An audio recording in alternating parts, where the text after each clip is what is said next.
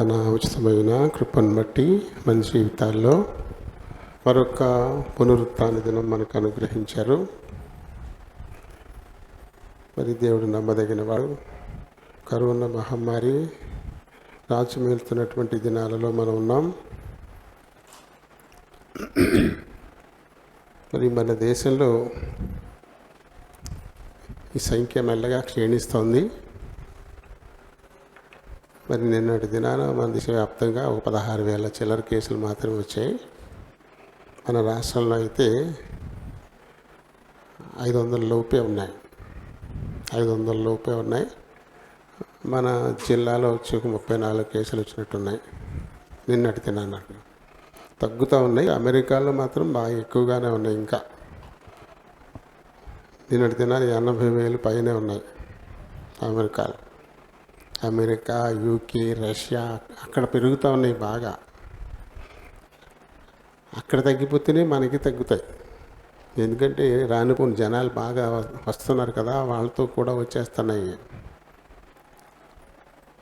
కాబట్టి తగిన జాగ్రత్తలు తీసుకోండి. కొద్ది ఒత్తిడి ఉన్నప్పుడు, దగ్గర అయినప్పుడు మాస్క్ పెట్టుకోండి. బయటికి వెళ్ళినప్పుడు తప్పకుండా మాస్క్ ఉండే తీరాలి. మాస్క్ లేకుండా అసలు మనం తిరగకూడదు. అది మన ఒంటిలో ఏదో కర్ణునికి కవచకుండలాలు పుట్టుకతో వచ్చాయంట. పుట్టుకతోటి కవచం వచ్చేసిందంట ఆయనకి. మన పురాణాలు చెప్తారు కదా, కథలో. మరి అలాగే ఇప్పుడు ఈ మాస్క్ మన జీవితంలో భాగం మనకు అంటుకుపోయి ఉండాలంట. అప్పుడు అలా ఉంది.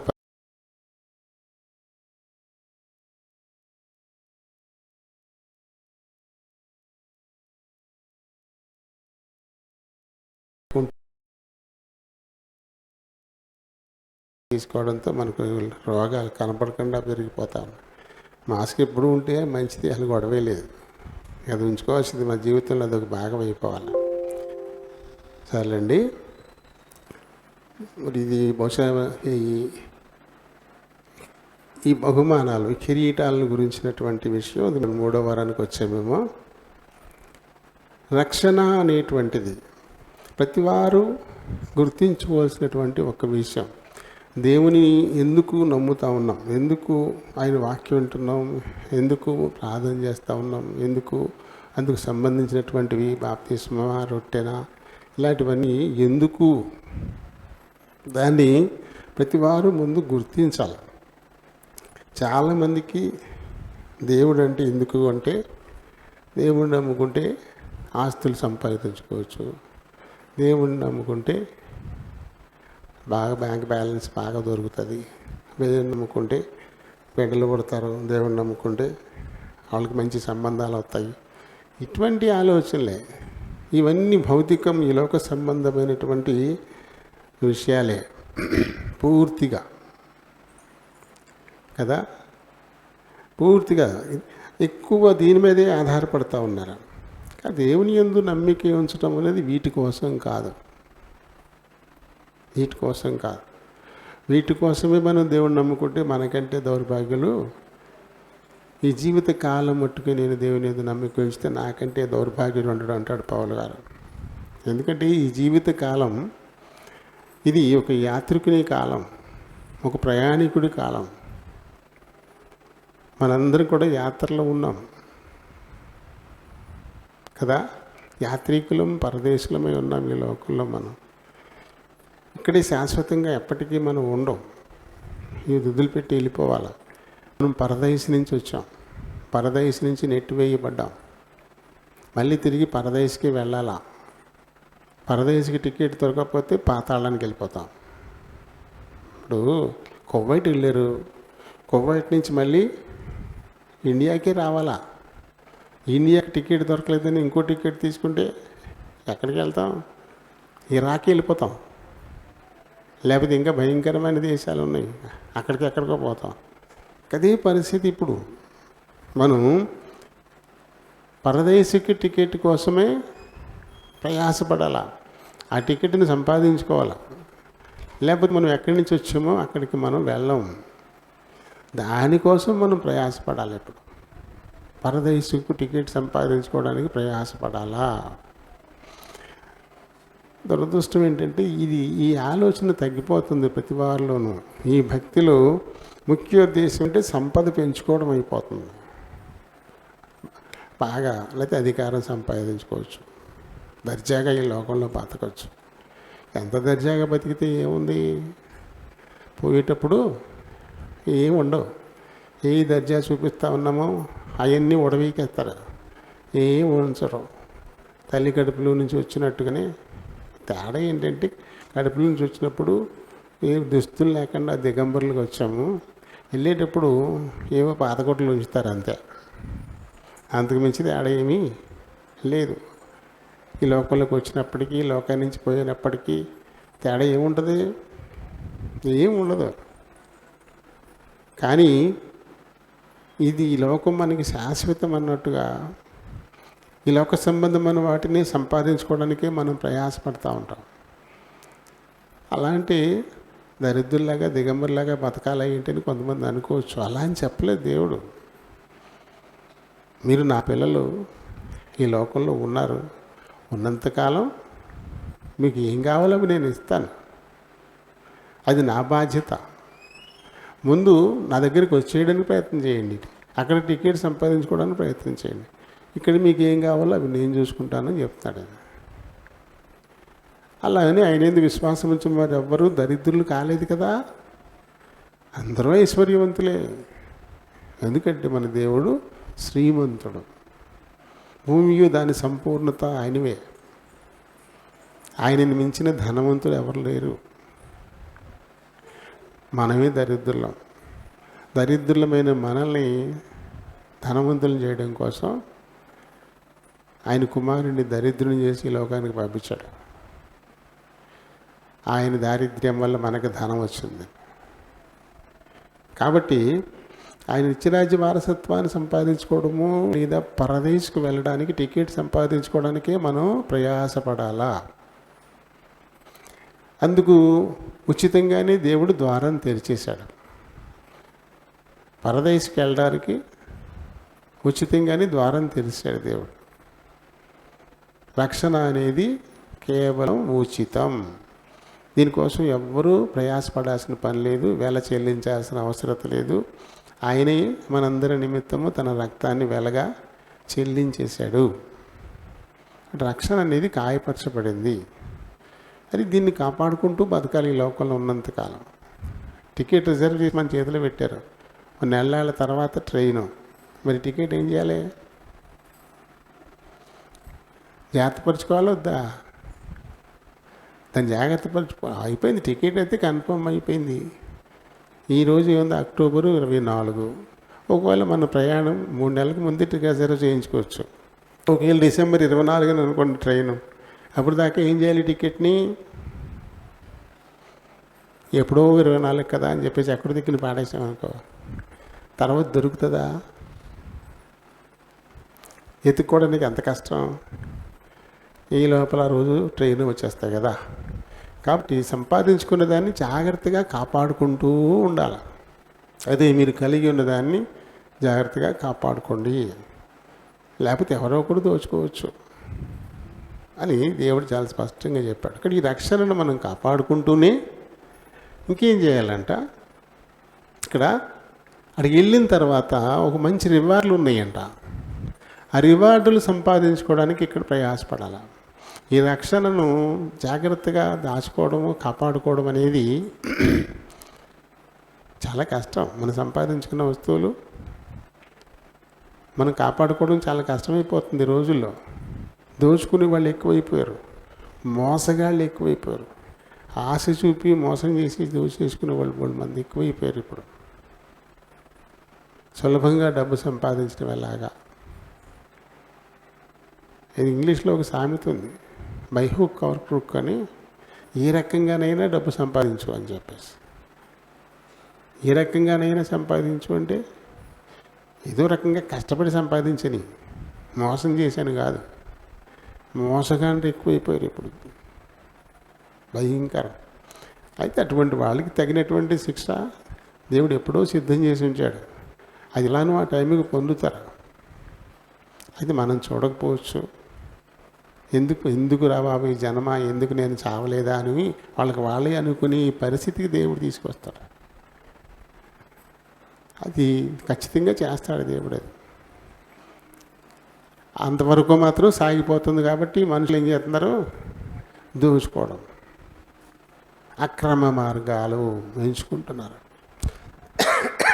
కాబట్టి మన మట్టుకు మనం జాగ్రత్తగా ఉండాలి, తప్పదు. అయినా కొన్ని సమయాల్లో మనకు ఒక పెద్ద నష్టం వాటిల్లకుండా ఉండడానికి చిన్నవి జరుగుతూ ఉంటాయి. ఈ వార్నింగ్లు అన్నమాట, హెచ్చరికలు. చిన్నది ఏదన్నా పోయినప్పుడు మనం అలర్ట్ అవుతాం. అమ్మో, దొంగలు ఎవరో ఉన్నారు, సొమ్ములు జాగ్రత్త పెట్టుకోవాలి. కాబట్టి మన మట్టుకు మనం చాలా జాగరూకులమై ఉండాలి. ఇది శ్రమ, లేనిపోయిన శ్రమ కదా. ఏంటంటే మనకి ఇష్టం లేని చేయడమే శ్రమ. శ్రమ అంటే ఏంటి? మనకి ఏది ఇష్టం కాదు అదే చేయాల్సి రావడమే మనకి చాలా ఇబ్బందిగా ఉంటుంది, చాలా బరువుగా ఉంటుంది. ఏం కాదు, ఇక్కడి నుంచి లేచి అక్కడికి వెళ్ళి కూర్చోన్నాం అనుకో, అది మనకి ఇష్టం లేదనుకోండి, అదే చాలా శ్రమ. లేచి వెళ్ళి అక్కడ కూర్చోవడమే చాలా బరువు మోసినట్టు ఉంటుంది. మనకి నచ్చకపోతే అది చాలా శ్రమలాగా అనిపిస్తుంది కదా. మన సొమ్ము మనం దాచుకోవడం కూడా శ్రమే. మాయదారి దొంగలు ఇలా తయారయ్యారు, దోచుకెళ్ళిపోతున్నారు. ఇవన్నీ దాచుకోలేక చేస్తున్నాం. మన సొమ్ము మనం దాచుకోవడం బరువా? కానీ అదే కష్టమైపోతుంది మనుషులకి. ఈ రక్షణను కాపాడుకోవడం, జాగ్రత్తగా కాపాడుకోవడం శ్రమ, చాలా కష్టంగా ఉంటుంది. అయినా సరే తప్పదు, దాచుకోవాల్సిందే. దాచుకోకపోతే ట్రైన్ వచ్చే టైంకి టికెట్ దొరకదు మనకి. ఎప్పుడూ సంపాదించుకున్నాం కానీ దాన్ని జాగ్రత్త పెట్టుకోలేదు, ఎక్కడో పెట్టేశాం. ఎలా మరి ఇప్పుడు కదా. ఈ విషయంలో మనం చాలా జాగ్రత్తగా ఆలోచించుకోవాల్సిన వారంగా ఉంది. ఏదైనా ఇష్టంతో చేస్తే అది కష్టం కాదు. ఏ పనైనా సరే ఇష్టంతో చేస్తే అది కష్టంగా అనిపించదు. సాధారణంగా సహోదరులకి ఇలాంటి అనుభవాలు ఎదురవుతూ ఉంటాయి. ఇంకోలా అనుకోకండి, మామూలుగా చెప్తున్నాను. ఇప్పుడు అమ్మగారు వచ్చారనుకోండి, నాన్నగారు వచ్చారనుకోండి, ఇప్పుడు అమ్మాయి చాలా ఇష్టంగా ఇది చాలా చక్కగా చాలా ఇష్టంగా చేసేస్తారు. అది నచ్చని అత్తగారు మామగారు తరపులు వచ్చారనుకోండి, ఇప్పుడు ఎలా ఉంటుంది? చాలా కష్టంగా ఉంటుంది. కానీ నచ్చలేదు అయితే మాత్రం ఎంత బరువు అయినా సరే, అది ఏ టైం అయినా సరే చాలా ఇష్టంగా చేస్తాం. నచ్చలొస్తే చిన్న పని అయినా సరే గొనుక్కుంటా సనుక్కుంటా, పని పడలేదు మా 5-6 మంది అలా ఊళ్ళో గుర్తే చాలు, ఇంటికి వచ్చి పడిపోతారు. ఎలా చేయలేక రెక్కలు ఇదైపోతున్నాయి. ఈ రకంగా మొదలెడతాం. సమస్యల్లో ఎక్కడుందంటే ఇష్టం, అయిష్టం కదా. ఏదైనా ఇష్టంగా చేస్తే అది కష్టం అనిపించదు ఎప్పుడు కూడా. కాబట్టి మనం కొన్ని తప్పనిసరిగా ఇష్టపడాల్సినవి ఉంటాయి, దాన్ని ఇష్టంతో చేయాలి. అందులో మొట్టమొదటి స్థానంలో ఉంటుంది రక్షణ అనేది కదా, రక్షింపబడ్డం అనేది. లేకపోతే ఆ తర్వాత చాలా సమస్యలు, దాన్ని తట్టుకోలేని పరిస్థితి. దానికంటే చావే బెటరు, కానీ చావు రాదంట. దానికంటే చావే బెటర్ అంట. అటువంటి యాతన, నరక యాతన అన్నమాట. అలాంటి పరిస్థితికి వెళ్ళిపోతాం మనం. దీన్ని మన కోసం దేవుడు చేయలే. ఈ పాతాళం అనేది మన కోసం దేవుడు చేయలేదు. ఏ తల్లిదండ్రులు తమ బిడ్డ కోసం నష్టాన్ని కలిగించే దాన్ని సిద్ధం చేయరు. కానీ దేవుడు కూడా చేయలేదు మన కోసం. అది ఎవరి కోసం చేయబడింది అంటే దేవుని మీద తిరగబడినటువంటి ఒక దూత, అది లూసిఫర్, దానికోసం చేయబడింది. దాని అనుచరుగణం, దురాత్మల సమూహం, వాటి కోసం చేయబడింది పాతాళం అనేది. కానీ అదేం చేస్తుంది? ఇప్పుడు తండ్రి మీద అది గెలుపొందలేక, ఆయన ఏమీ చేయలేక, ఆయన పిల్లలైన మనల్ని ఇబ్బంది పెట్టి అది తండ్రిని కష్టపెట్టాలి అని చూస్తుంది. అంటే మనకి ఏది తగిలినా మనకి ఏం అనిపించదు, కానీ మన బిడ్డకి ఏదన్నా అయితే మనకి చాలా చాలా బాధగా అనిపిస్తుంది. ఎంతసేపు అయినా దగ్గుతాం మనం. పిల్ల దగ్గుతుందంటే లోపల ఎక్కడో ఒక రకమైన బాధ వచ్చేస్తుంది కదా. ఎందుకంటే అది సమస్య. అలాగే తండ్రి, మనమే ఎలా ఉంటే తండ్రి ఎలా ఉంటాడు? ఆయన చాలా ప్రేమ గలడు కదా. కాబట్టి ఆయన బిడ్డలు నష్టపోతూ ఉంటే ఆయనకి ఎంతో దుఃఖం, చాలా దుఃఖపడుతుంటాడు. ఆకాశమా ఆలకించు, భూమి చెవియొగ్గు అంటూ చాలా దుఃఖిస్తూ మాట్లాడతాడు ఆయన. ఈ సైతాను ఏం చేస్తుందంటే తన దేవుని బిడ్డల్ని మోసం చేసి వారిని పాతాళానికి వెళ్ళేలా అది చేయాలని శత విధాల అది ప్రయత్నం చేస్తుంది. మనం సంపాదించుకున్న రక్షణను దోచుకోవడానికి అది ప్రయత్నం చేసేది. కాబట్టి ఏం చేయాలంటే మనం చాలా జాగరూకులమై ఉండాలా. అలా జాగ్రత్తగా ఉన్నప్పుడు రక్షణ ఖచ్చితంగా మనం పోగొట్టుకోకుండా ఉంచుకుంటాం. ఆ తదుపరిది ఏంటి? బహుమానాలు. ముందు రక్షణ అంటూ సంపాదించేసుకుంటే దాన్ని కాపాడుకోగలిగితే ఆ తర్వాత లోకం వదిలిపెట్టి వెళ్ళిపోయిన తర్వాత దేవునితో పాటు ఉండే సమయంలో అక్కడ మనకి బహుమానాలు ఇస్తాడు. మంచి నివాసాలు, బహుమానాలు.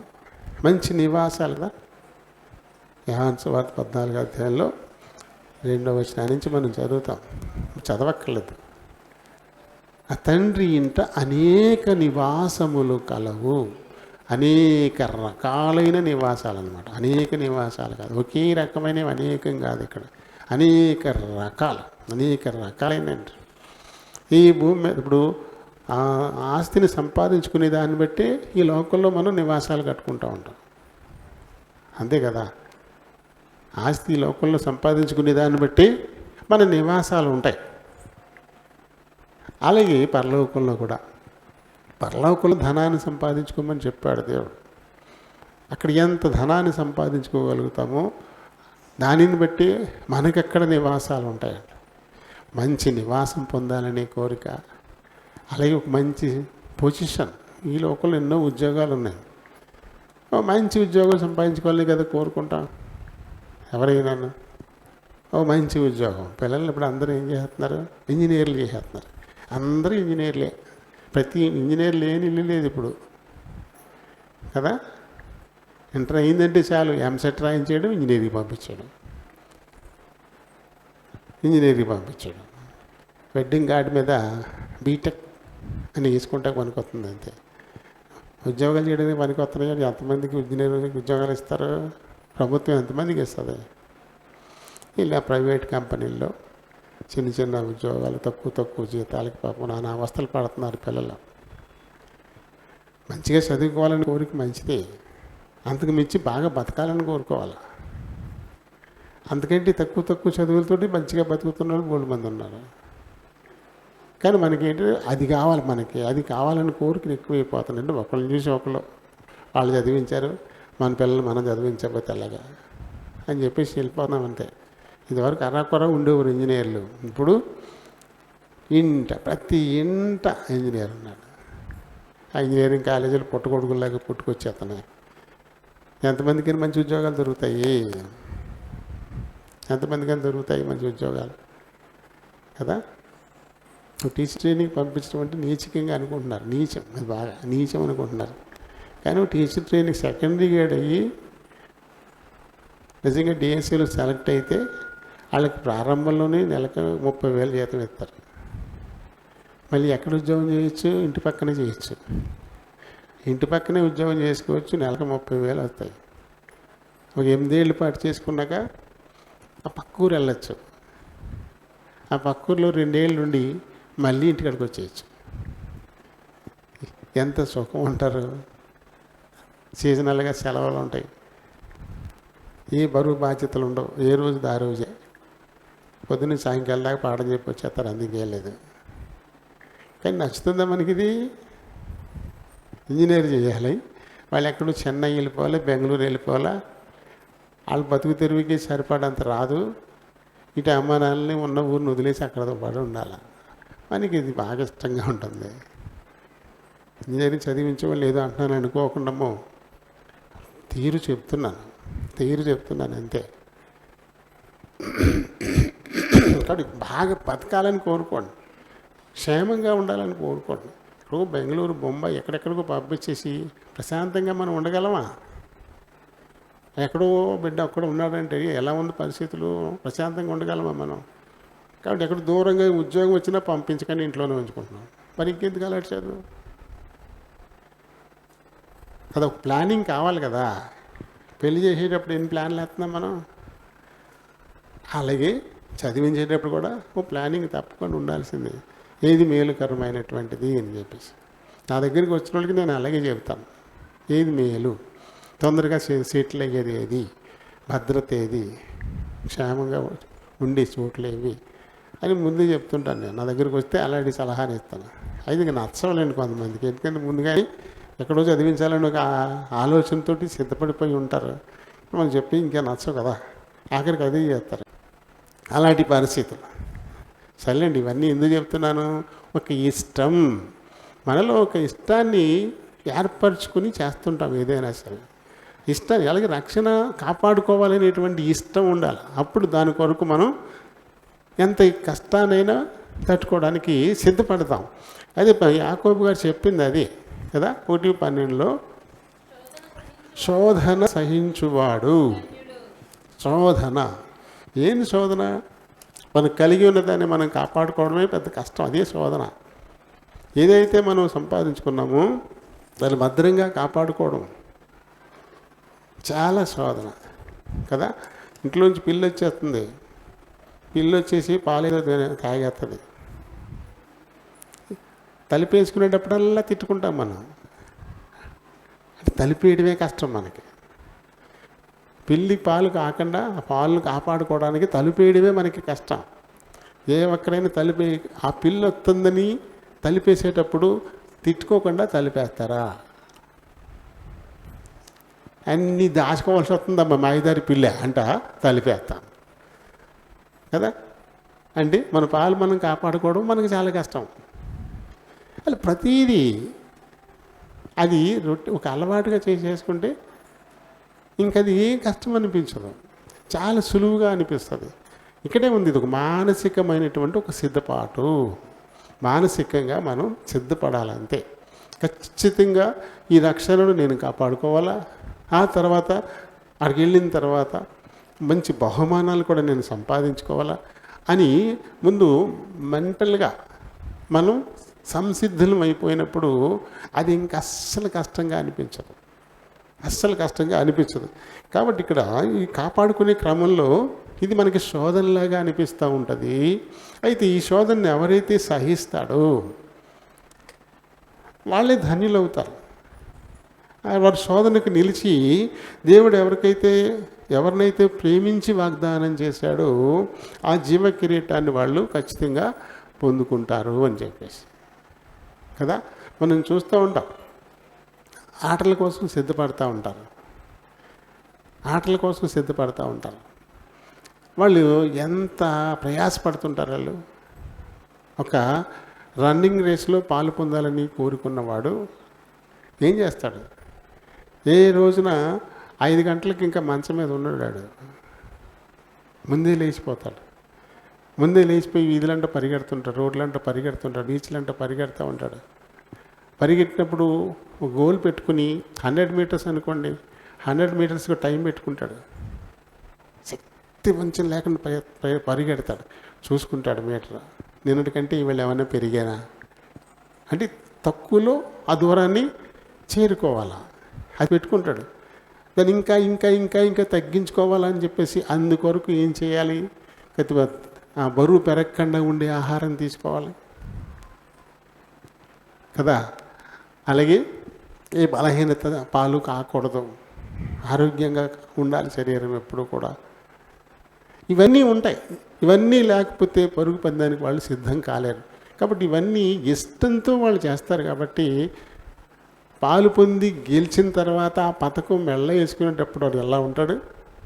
ఎంత టీవీగా ఉంటాడు, ఎలా ఎంత గర్వం అది ఎలా చూపిస్తాడు అందరికీ, దాన్ని ముద్దెట్టుకుంటాడు. ఎంత ఎంత ఎంత తృప్తి కదా అది.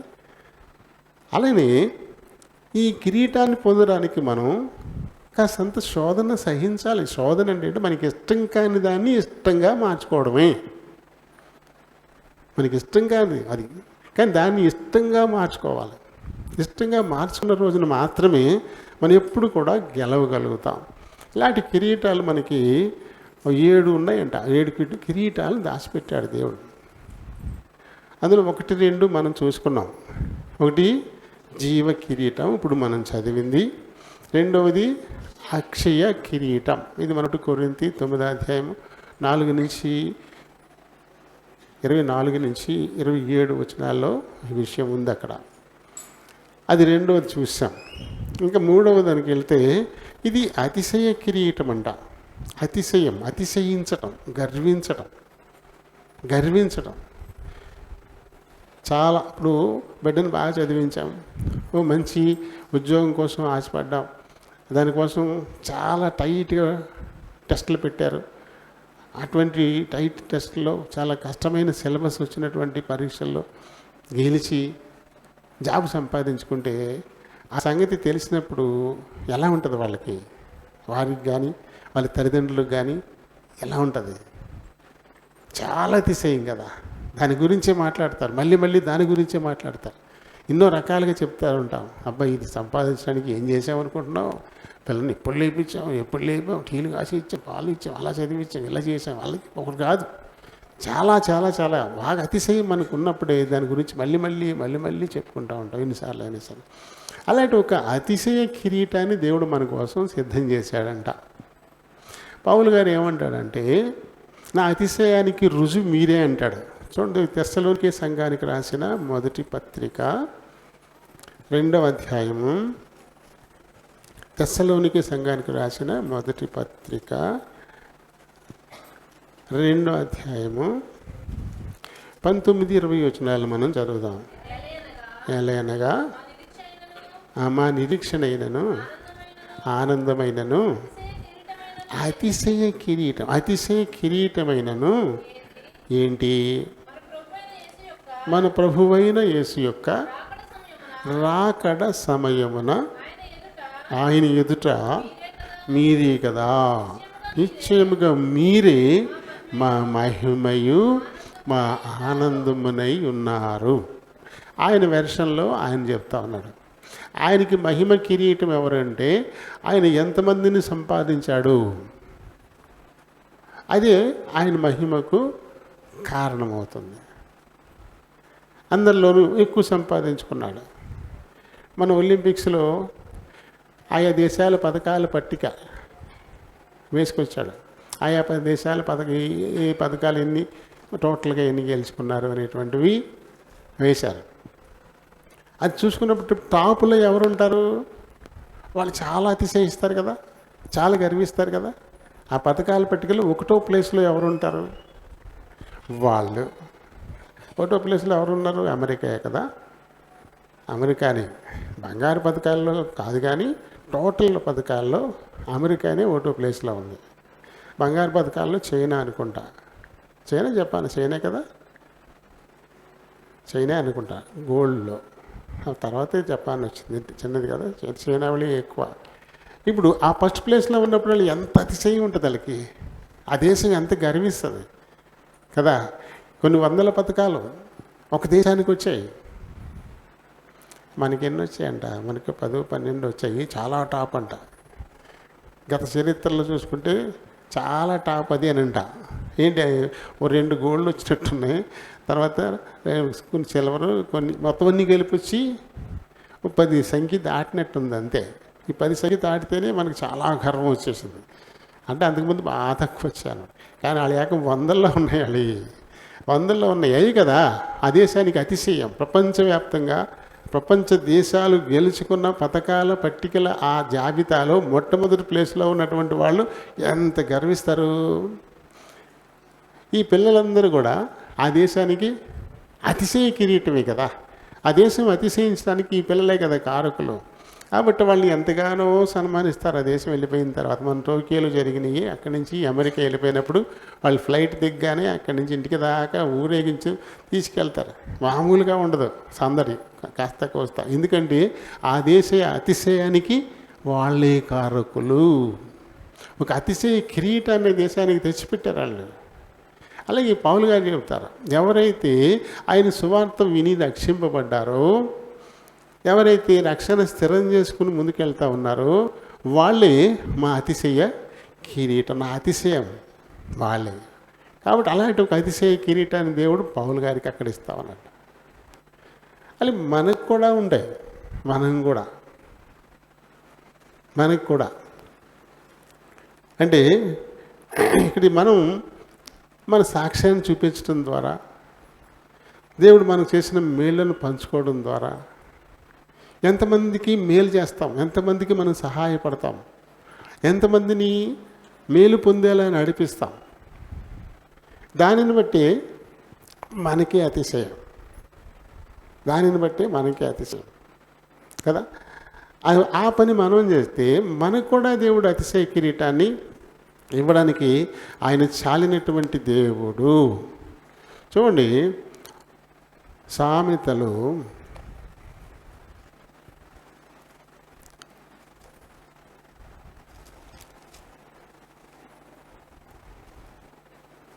11:30 చూద్దాం.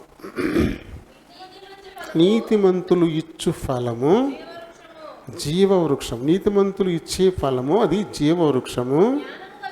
జ్ఞానము గలవారు, జ్ఞానం కలిగిన వాళ్ళు ఇతరులను రక్షించి, ఎంతమందిని రక్షిస్తారో, ఎంతమంది రక్షింపబడ్డారో వీళ్ళందరూ కూడా వాళ్ళకి ఒక అతిశయ కిరీటంగా మారిపోతారంట. పౌలు గారు చెప్తున్నది అదే కదా, ఒక అతిశయ కిరీటంగా మారిపోతారంట కదా. కాబట్టి ఏం చేయాలి? రక్షింపబడి నీతిమంతుల లెక్కలోకి చేర్చబడినటువంటి వాళ్ళు ఏం చేయాలి? అనేకులను రక్షించడానికి వాళ్ళు నిరంతరము పనిచేస్తూ ఉండాలి. అలా పనిచేసి ఎంతమందిని సంపాదించుకుంటే అంత అతిశయం వారికి అంటాడు. అలాగే ఇది యాకోబు గారు 5వ అధ్యాయంలో 20వ వచనంలో అంటాడు, పాపిని వాని తప్పు మార్గము నుండి మళ్లించువాడు మరణము నుండి ఒక ఆత్మను రక్షించి అనేక పాపములను కప్పివేయునని.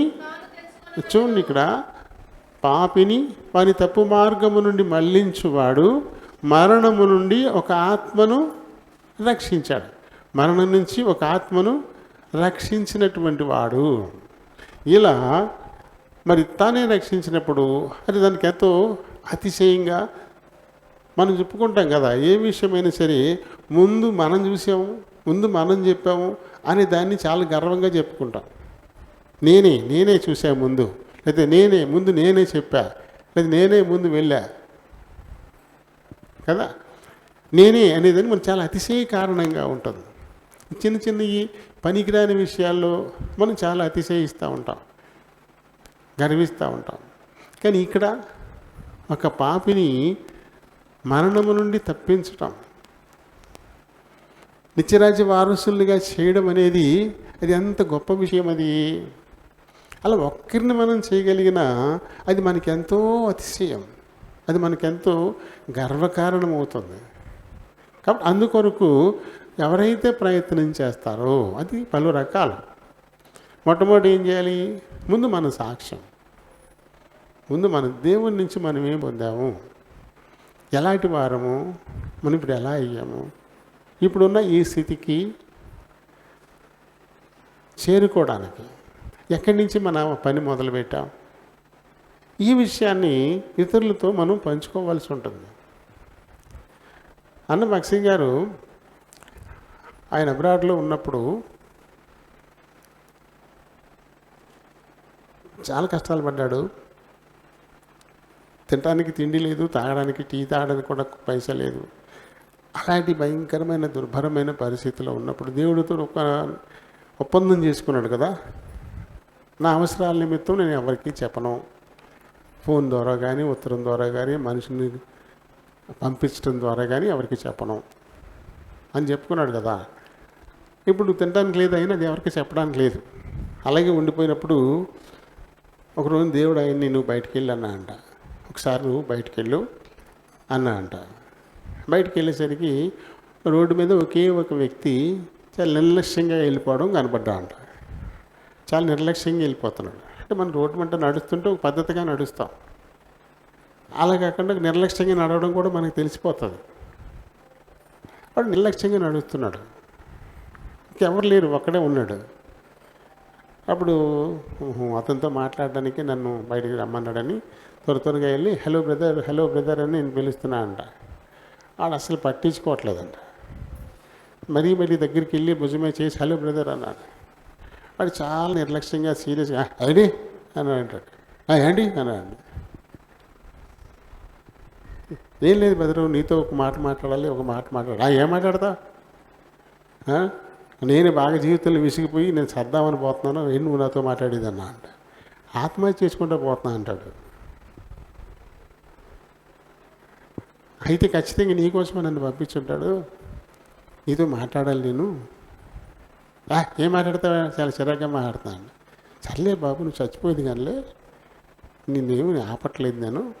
కాకపోతే ఈవేళ ఏదో కొంచెం నీతో మాట్లాడాలనుకుంటున్నాను. నా మాట వినేసి చచ్చిపో, రేపు చచ్చిపో. సర్లే చెప్పు, ఇవాళ చచ్చినా రేపు చచ్చినా ఒకటే కదా, ఏం చెప్పు అన్నాడు.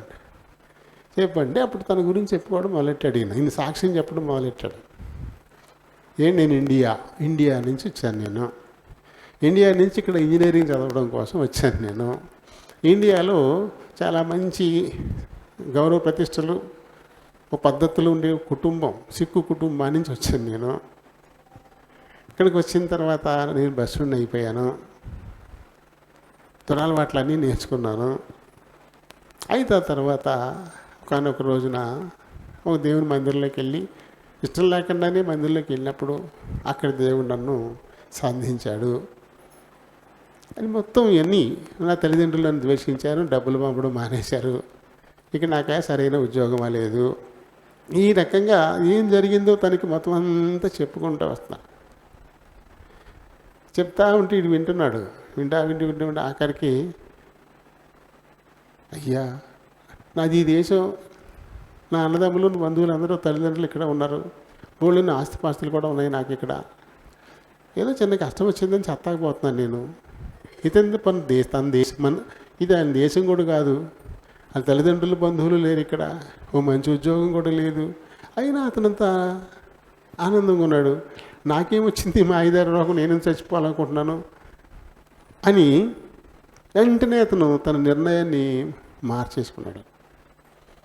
మార్చుకుని చెప్పాడండి ఆఖరికి, బ్రదర్ నేను చూస్తుంటే నాకు చాలా అసూయగా ఉంది, ఇలాంటి పరిస్థితులు కూడా నువ్వు ఇంత హ్యాపీగా ఉన్నావు, నాకు అన్నీ ఉండి కూడా నేను ఎందుకు ఇలా ఇటువంటి నిర్ణయానికి వచ్చానో నాకు అర్థం కాకుండా ఉంది. ఇప్పుడు నిన్ను గురించి విన్న తర్వాత నా నిర్ణయాన్ని నేను మార్చుకుంటున్నాను, నేను ఇంకెప్పటికీ చచ్చిపోను అని చెప్పేసి. చూడండి, ఇప్పుడు భక్సింగ్ గారి సాక్ష్యం ఆత్మహత్య చేసుకుంటాకి పోతున్నటువంటి ఒకడిని మార్చేసింది. తన అనుభవం ఇంకొకటికి పాఠమైంది. తన నిర్ణయాన్ని మార్చుకోవడానికి అది దోహదపడింది.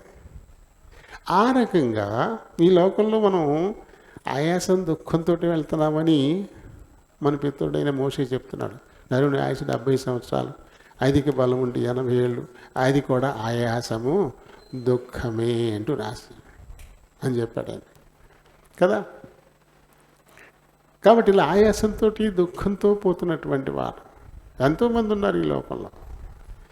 అలాంటి వారికి మన అనుభవాన్ని పంచుకోవడం ద్వారా వాళ్ళల్లో ఓ నమ్మకాన్ని పెంచడం, వాళ్ళు క్షణిక ఉద్రేకంతో తీసుకునే నిర్ణయాల్ని మార్చడం. క్షణికమైన ఉద్రేకాలు, చాలా ఇబ్బందికరమైన పరిస్థితులు ప్రతిరోజు టీవీల్లోనూ పేపర్లోనూ మనం చూస్తూ ఉన్నాం. క్షణికమైనటువంటి ఆవేశాలతోటి సర్వనాశనం చేసుకుంటున్నారు. మొన్నటి దినాన్ని వచ్చినటువంటి వార్త ఏంటి, ఒక కొడుకు కూతురు అంట, తల్లికి తండ్రి లేడు, చచ్చిపోవడం, మరి ఏమైపోవడం. ఆ పిల్లకి 17 ఏళ్ళలో ఉంటాయంట. దానికి ఇక దాని చేతికి సెల్ అంటుకుపోయింది. ఆ పిల్లకి ఎప్పుడు చూసినా సెల్ వదిలిపెట్టదంటది. ఆ సెల్ ఇచ్చుకుని మాట్లాడుతూనే ఎవరితో మాట్లాడుతుందో ఏం చేద్దామో తెలియదు. ఆ తల్లికి బాగా విసుకొచ్చి ఎన్నోసార్లు గద్దించిందంట. ఎన్నిసార్లు గద్దించినా సరే ఆ పిల్ల మాంటలేదు. బహుశా తిరగబడే ఉంటుంది అమ్మ మీద, లేకపోతే కన్న కూతుర్ని తల్లిని చంపేద్దా. చున్నీతో ఆ కూతురికి ఊరేసి చంపేసింది తల్లి. చున్నీతో పీక ఊరేసి చంపేసింది ఆ తల్లి ఆ కూతుర్ని, కన్న కూతుర్ని. అలాంటి పరిస్థితులు చూడండి. ఏముంది అంత దారుణమైన పరిస్థితి? అలా క్షణికంగా ఉద్రేకం వచ్చేస్తుంది. నేను ఎన్నిసార్లు చెప్పినా ఇది ఎందుకు నా మాట ఎందో అని తల్లి ఉద్దేశం. నేను ఏదో ఫోన్ మాట్లాడుకుంటే దానికి వచ్చిన నష్టం ఏంటి అని దీని ఉద్దేశం. ఎవరి దానికి వాళ్ళు చిక్కాన్ అయిపోయి ఉన్నారు. సర్లేదమ్మా తగ్గించేస్తానులే, మానేస్తాలే అని ఆ కూతురు అనలేదు. అప్పుడు దాని చానేవని తల్లి ఊరుకోలేదు. ఆఖరికి ఆ కన్న కూతురు మెడకి ఆ చున్నీ బిగించి చంపేసిందంట. చూడండి అలాంటి పరిస్థితి. ఆ టైంలో కొడుకు లేడు, వాడు బయట ఉన్నాడు. అది ఇంటికి వచ్చేసరికి చెల్లి చచ్చిపోయింది. చెల్లిని తల్లి చంపేసిందని వాడికి తెలిసి వాడికి ఉద్రేకం వచ్చేసి ఆ తల్లిని కత్తిచుకు పొడి చంపేసాడు. ఒక్కరోజునే జరిగిపోయినాయి ఆ ఇంట్లో ఈ సంఘటనలో. చెల్లిని చంపిందని ఉద్రేకంతో తల్లిని చంపేసాడు. అని తీసుకెళ్ళి జైల్లో కూర్చోబెట్టారు. ఏమైపోయింది ఇప్పుడు ఆ ఇల్లు ఏమైపోయింది చూడండి. ఇంకా ఉందా? క్షణికమైనటువంటి ఉద్రేకాలు, ఇలాంటి క్షణిక ఉద్రేకాల్ని మార్చగలుగుతుంది మన సాక్ష్యం. అటువంటి వారితో మాట్లాడి కదా, మీ సంభాషణ ఎప్పుడు ఉప్పు వేసినట్టుగా రుచికరంగా ఉండాలా. నిజమైనటువంటి విశ్వాస సంభాషణ ఎప్పుడు కూడా రుచికరంగానే ఉంటుంది. కాబట్టి భక్సి గారితో మాట్లాడే సంభాషణ ఆడు ఆత్మహత్య నిర్ణయాన్ని వాయిదా వేసింది. ఆ తర్వాత ఆ నిర్ణయమే లేకుండా చేసి పారేసింది ఆయన సంభాషణ. అలాగే మన సంభాషణ ద్వారా పాపిని రక్షించటం అనేది ఎంత గొప్ప అతిశయం. అటువంటి వారికి దేవుడు ఓ మంచి అతిశయ కిరీటాన్ని దాచిపెట్టి ఉంచాడంట. దీనికి సంబంధించి చాలా ఎన్నో రిఫరెన్స్లు చాలా ఉన్నాయి, కానీ అన్నీ చెప్పను. చెప్తే ఎప్పుడు ఒక్కదానితో ఇవాళ అయిపోద్ది, 11 అయిపోయింది. ఇంకా ముందుకు వెళ్ళిపోదాం. తర్వాత ఏంటి? నీతి కిరీటం. నీతి కిరీటం అంటే తిమోతికి రాసిన రెండవ పత్రిక 4వ అధ్యాయము 5 నుంచి చదువుదాం. అయితే అన్ని విషయాల్లో మితంగా ఉండు, శ్రమపడు, సువార్తికుని పనిచెయ్యి, నీ పరిచర్యను సంపూర్ణంగా జరిగించు. నేనిప్పుడే ప్రాణార్పణంగా పోయబడుతున్నాను. నేను వెడలిపోవు కాలము సమీపమై ఉన్నది. మంచి పోరాటం పోరాడి తిని, నా పరుగు కడముట్టించి తిని, విశ్వాసము కాపాడుకుంటుని. ఇక మీదట నా కొరకు నీతి కిరీటం ఉంచబడి ఉన్నది. ఇది పౌలు గారు తన ఆత్మీయ కుమారుడైన తిమోతికి రాస్తూ చెప్పినటువంటి మాటలు. ఏమంటాడైనా? నేను ఇప్పుడే ప్రాణార్పణంగా పోయబడతా ఉన్నాను. అంటే నేను వెళ్ళిపోయే కాలం, ఈ లోకయాత్రను ముగించి నేను వెళ్ళిపోయే కాలం ఆసన్నమైపోయింది. అయితే ఇంతవరకు కూడా నేను ఏం చేశాను? మంచి పోరాటం పోరాడా. మంచి పోరాటం ఎప్పుడు మంచిదవుతుంది? గెలిస్తేనే ఓడిపోతేనా? పోరాటం ఎప్పుడు మంచిదవుతుంది? గెలిస్తేనా ఓడిపోతేనా? ఎవరు మాట్లాడరేంటి? మంచి పోరాటం అంటే గెలిస్తేనా ఓడిపోతేనా? మంచి పోరాటం పోరాడే వాళ్ళు ఖచ్చితంగా గెలుస్తారు కదా. మంచి పోరాటం పోరాడకపోతేనే ఓడిపోతారు. ఈయనేమంటాడు? నేను మంచి పోరాటం పోరాడా కాబట్టి నేను గెలిచా అంటాడు ఆయన. అలా ప్రతి వారము కూడా గెలవడానికేగా ప్రయత్నం చేస్తాము. మన మాట నెగ్గించుకోవడానికి ఎంతగా మనం ప్రయాసపడతాం, మన మాట నెగ్గించుకోవడానికి కదా. నా ఆలోచనే సరైంది అనిపించుకోవడానికి ఎంతగా మనం పోరాడతాం. ప్రతిదీ కూడా మనం వాదమే సరైంది అని చెప్పేసి ఎంతసేపు వాదించుకుంటూ ఉంటాం కదా. పోరాటం అంతే, పోరాటం, మంచి పోరాటం నేను పోరాడాను. నా పోరాటం అంతా మంచి పోరాటమే. ప్రతి చోట నేను గెలిచాను. అలాగే నా పరుగు కూడా ఇక అయిపోయింది. నేను ఎక్కడి వరకు పరిగెత్తాలో ఆ గురు వరకు నేను పరిగెత్తేశాను. అయిపోయింది. 100 మీటర్స్ వరకు పందెంలో పాలు పొందినాడు 100 మీటర్స్ గీత దాటగానే ఆగిపోతాడు. ఇంకా ముందుకు పరిగెత్తాల్సిన పని లేదు. అదే 200 మీటర్స్ అయితే అక్కడ వరకు వెళ్ళి అక్కడ ఆగిపోతాడు. కొంతమంది 5000 మీటర్లు పరిగెడతారు. 5000 మీటర్లు అయిపోయాక ఆగిపోతారు. అంటే ఎక్కడ ఎంతవరకు పరిగెత్తాలో అంతవరకే, అప్పుడు ముగించేసినట్టే లెక్క. అయ్యో నా పరుగు కూడా నేను కడముట్టించేశాను. అయితే ఈ పరుగులో నా విశ్వాసాన్ని నేను కోల్పోలేదు. నా విశ్వాసాన్ని నేను కాపాడుకున్నాను. అంటే పరిగెడితే సరిపోదు, విశ్వాసాన్ని కాపాడుకుంటూ పరిగెత్తాలి. ఎక్కడ అవిశ్వాసంలో పడిపోకూడదు. మన విశ్వాసానికి ఎక్కడ కూడా ఘాటు పడకూడదు. చాలా భద్రంగా దాన్ని ఎలా మనం వాటు వేయబడినటువంటి విశ్వాసం కాకూడదు. విశ్వాసాన్ని కూడా నేను కాపాడుకున్నాను కాబట్టి ఇప్పుడు నాకు నీతి కిరీటం ఉంచబడింది అంటాడు. అంటే నీతి కిరీటాన్ని సంపాదించుకోవాలంటే ఓ మంచి పోరాటం పోరాడాలా, మన పరుగు కడముట్టించాలా, అప్పటి వరకు మన విశ్వాసాన్ని కాపాడుకోవాలా. ఈ మూడు జరిగినప్పుడు మన కోసం దేవుడు నీతి కిరీటాన్ని అక్కడ ఉంచుతాడు కదా. మరి మన పోరాటం ఎలా ఉంది? దేనికోసం మనం పోరాడుతున్నాం? మంచి పోరాటం.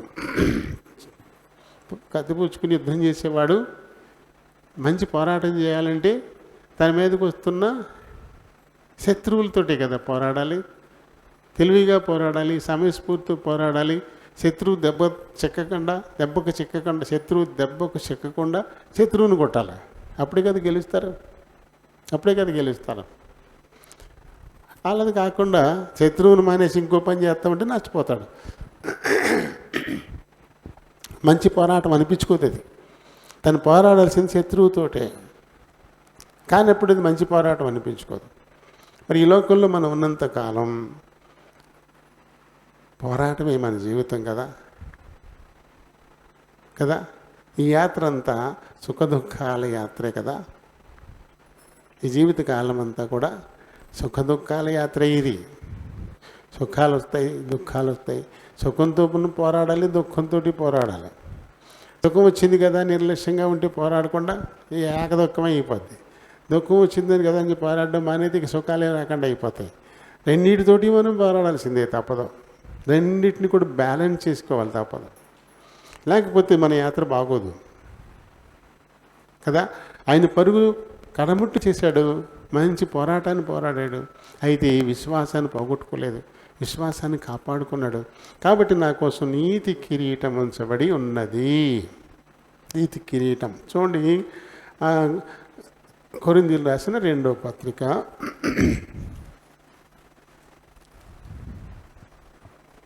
5:21 చదువుదాం. ఎందుకనగా మనం ఆయన యందు దేవుని నీతి అగునట్లు పాపమెరుగని ఆయనను మన కోసము పాపంగా చేశాడు. తండ్రి అయిన దేవుడు తన కుమారుణ్ణి పాపంగా చేసేసాడు. దేనికోసం అంటే మనం నీతిమంతులం అవ్వడం కోసం, మనం నీతిమంతులను చేయడం కోసం. నీతిమంతుడైనటువంటి దేవుడు తన కుమారుణ్ణి పాపంగా చేసేసాడు. మన పాపాల నిమిత్తము ఆయన శిక్షను అనుభవించాడు. పాపం మంది, శిక్ష ఆయనకి పడింది. శిక్ష మంది, కానీ అది ఎవరికి పడింది? అది ఆయనకి పడింది. ఎందుకు ఇది చేశాడు? మనల్ని నీతిమంతులుగా తీర్చడం కోసమని పౌలు గారి ఈ కొరింథీయులకు రాసిన 2వ పత్రికలో 5:21 మాట్లాడతారు కదా. మనం చక్కగా పాట పాడతాం కదా, గుర్తొచ్చిందా? ఏం పాట పాడతాం చెప్పండి. రైట్. పాపమెరుగని ప్రభుని కొరకు పాపముగను చేయబడెను. పాపమెరుగని ప్రభుని కొరకు పాపముగను చేయబడెను. శాపగ్రాహియయే సిలువలో శాపగ్రాహియయే సిలువలో పరుగిడిరమ్ము. శాపగ్రాహియయే సిలువలో పరుగిడిరమ్ము. ప్రేమతో యేసు పిలుచుచున్నాడు రమ్ము. ప్రేమతో పిలుస్తున్నాడు యేసు ప్రభు. మన పాపాలు మన శాపాలు ఆయన మీద వేసుకెళ్ళిపోయి మనల్ని నీతిమంతుల్ని చేయడం కోసమే అంటాడు. ఒక నీతి కిరీటాన్ని మన నెత్తిన పెట్టడం కోసమే తండ్రి అయిన దేవుని సంకల్పాన్ని కుమారుడి లోకానికి వచ్చి నెరవేర్చినటువంటి వాడుగా ఉన్నాడు. ఈ విషయాన్ని మనం గుర్తెరగాల్సిన వారంగా మనం ఉన్నాం కదా. మరి 10వ వచనం ఏం చెప్తుంది? అందులో ఎందుకనగా తాను జరిగించిన క్రియల చొప్పున అవి మంచిమైనను సరే చెడ్డమైనను సరే దేహముతో జరిగించిన వాటి ఫలము ప్రతివాడును పొందునట్లు మనమందరమును క్రీస్తు న్యాయపీఠం ఎదుట ప్రత్యక్షము కావలయును. ఈ ప్రత్యక్షమైనప్పుడు మనల్ని దేవుడు నిలదీసే పరిస్థితి వస్తుంది. నిన్ను నీతిమంతుల్ని చేయడం కోసమే కదా, నీకు ఒక నీతి కిరీటాన్ని ధరింప చేయడం కోసమే కదా నేను నీ పాపాన్ని సిలువ మీద నా భుజాలపై మోసుకెళ్ళిపోయాను. నీ పాపమంతా తుడిచిపారేశాను. మరి అయినప్పటికీ కూడా నువ్వు ఎందుకు నీతి కిరీటాన్ని సంపాదించుకోలేకపోయావు? మళ్ళీ అదే పాపానికి మళ్ళీ ఎందుకు వెళ్ళిపోయావు అనేటువంటి పరిస్థితి ఆయన ముందు నిలబడ్డప్పుడు ఎదుర్కోవాల్సి ఉంటుంది. ఈ దేహంతో జరిగించిన పనులు చెడ్డవైనా సరే మంచివైనా సరే ఆయన న్యాయపీఠం ఈ లోకంలోకి వచ్చి మన కోసం తన ప్రాణం అర్పించినటువంటి ఆయన తీర్పరిగా కూర్చుంటాడు. అక్కడ చేసింది ఆయనే, బుకాయించడానికి లేదు. నీ కోసమే కదా నేను ఇదంతా చేశాను అబ్బే అంటకు లేదు. ఇంకా నిరుత్తరులైపోయే పరిస్థితి వస్తుంది. ఆయన ముందు నిలబడాలి. అందుకని ఏం చేయాలి ఇప్పుడు మనం? ఆయన మన కోసం చేసిన శిలువ బలియాగాన్ని ఉపయోగించుకొని మన పాపాలను పూర్తిగా తుడిచిపెట్టేసి నీతి కిరీటం సంపాదించుకునే దిశగా ఈ లోకంలో ఉండగానే మన జీవన విధానాన్ని సరి చేసుకోవాలి. పౌలు గారు చాలా స్పష్టంగా ఆయన అయితే చెప్తా ఉన్నాడు, నా పరుగు తుదముట్టించేశాను, నేను మంచి పోరాటాన్ని పోరాడేశాను కదా. ఇక నా కోసం నీతి కిరీటం అక్కడ సిద్ధంగా ఉంచబడింది.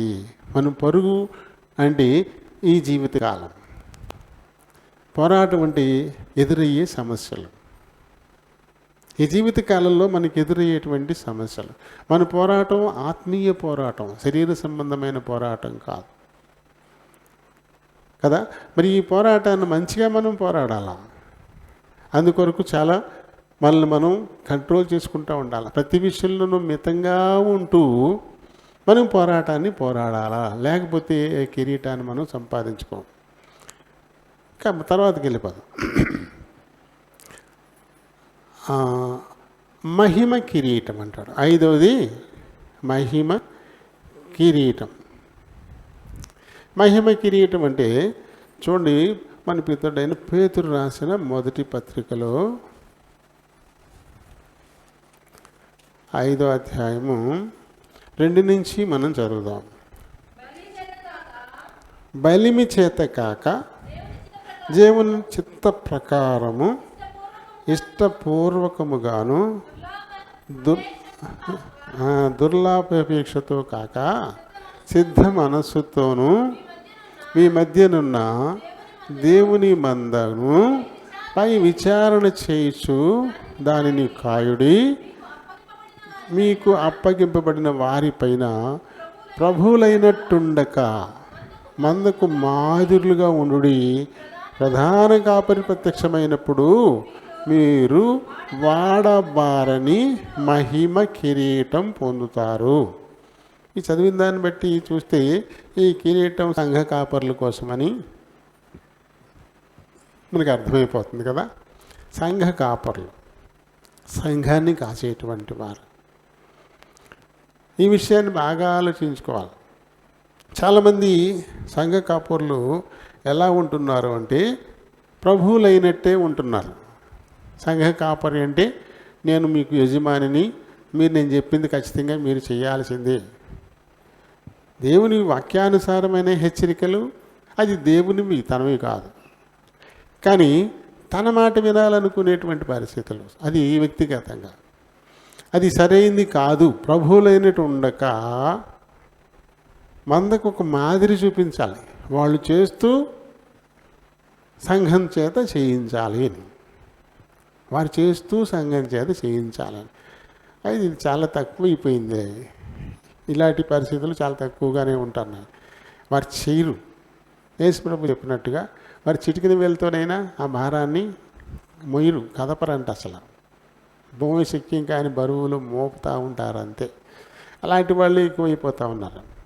ఆరంభంలో బాగానే వస్తారు, కొంచెం కొంచెం ఎదిగిన తర్వాత ఇలాంటి పరిస్థితికి వచ్చేస్తూ ఉన్నారు సేవకులైన వారు. చల్లండి, అది మనకిప్పుడు అది సేవకుల గురించి మాట్లాడాలి కాబట్టి దాన్ని దాటవేసేద్దాం. ఇది ఎవరి కోసం? ఇది మహిమ కిరీటం అనేది సంఘ కాపరుల కోసం పితరుడైన పేతురు గారు చెప్తున్న విషయం.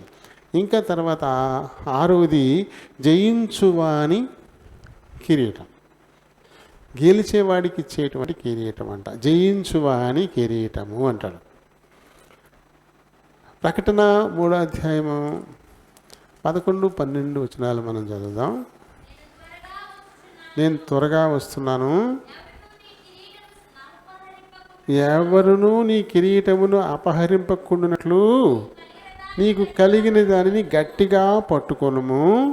జయించువానిని నా దేవుని ఆలయంలో ఒక స్తంభముగా చేసేదను, అందులో నుండి ఇక మీదట అన్నిటికీ వెలుపలికి పోడు, మరియు నా దేవుని పేరును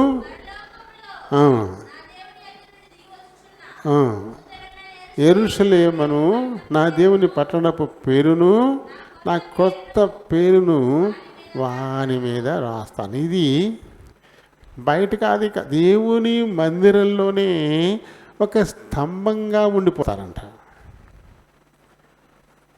దేవుని మందిరంలోనే ఒక స్తంభంగా ఉండిపోతారంట. ఇంకా చూడండి, ఇది ఎలాంటిదో. జయించు వారికి ఇచ్చేటువంటి కిరీటం ఇది. ఎవరు గెలుస్తారు? ఇది శాశ్వతంగా దేవుని మందిరంలోనే ఉండిపోతుంది కదా, ఎప్పటికీ కూడా. ఇది మరింత ఘనత కదా. కిరీటాలు పెట్టుకుని బయట తిరగడం కంటే దేవుని మందిరం అంటే ఎప్పుడూ దేవుని సముఖంలోనే ఉండిపోవడం అనేది అది చాలా గొప్ప విషయం కదా. ఆయనకి అంతరంగికులు అనమాట. ఆయనతోనే ఉంటారు ఎప్పుడు కూడా. బయట ఎన్ని ప్రయాసాలైనా పడేటువంటి వాళ్ళు ఉండొచ్చు, ప్రభుత్వం చేసేవాళ్ళు, కానీ ఎప్పుడు రాజుకి దగ్గరే ఉండి ఆంతరంగికులుగా సలహాలు ఇస్తూ ఉండేటువంటి వాళ్ళు కదా శ్రేష్ఠులు. అటువంటి స్థానం జయించువాడికి. జయించకపోతే ఈ కిరీటాన్ని ఇంకొకళ్ళు దోచుకెళ్ళిపోతారు కదా, దోచుకెళ్ళిపోతారు. ఇక్కడ ఏసావుకు చెందినటువంటి జ్యేష్ఠత్వపు కిరీటాన్ని యాకోబు పట్టుకెళ్ళిపోయాడు కదా. ఇప్పుడు జ్యేష్ఠత్వం అనేది దేవుడు ఇయ్యాలి, మనుషులు తెచ్చుకోలేరు కదా. నేనే మా అమ్మ నాన్నలకు మొట్టమొదటి పుట్టాలని ఎవడన్నా అనుకుని పుడతాడా? అది జరగదు. అది ఎవరు ఇవ్వాలి? దేవుడే ఇవ్వాలి కదా. సంవత్సరం గ్యాప్లో 2 సంవత్సరాల గ్యాప్లో అది వేరు సంగతి, కానీ నిమిషాల గ్యాప్లో ముందు రావడం ఇది ఇంకా గొప్ప విషయం కదా. ఏసావు యాకోబులు అమ్మ రెబ్బకమ్మ గారి కడుపులో ఉన్నారు. ఆ కడుపులో ఉండగానే నేను ముందు వెళ్ళాలి అని శిశువులు పోరాడుకున్నాయంట. లోపల ఫైటింగ్ చేసుకుంటాయంట. నిజమే, తల్లి కడుపులో పెనుగులాడుకుంటారంట ఆ శిశువులు. ఇది రుజువైంది.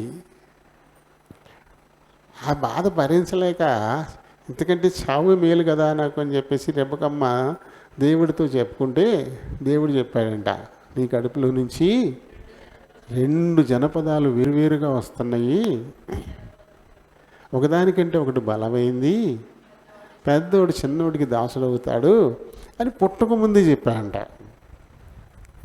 చెప్తే ఇక పురుడు వచ్చే టైం ఇది, నేను ముందు బయటికి వెళ్ళిపోతానని చెప్పేసి 2 శిశువులకు పోట్లాడుకున్నాడు. ఇంకా మొత్తం మీద దేవుడు ఏశావుని బయటికి గెంటేశాడు.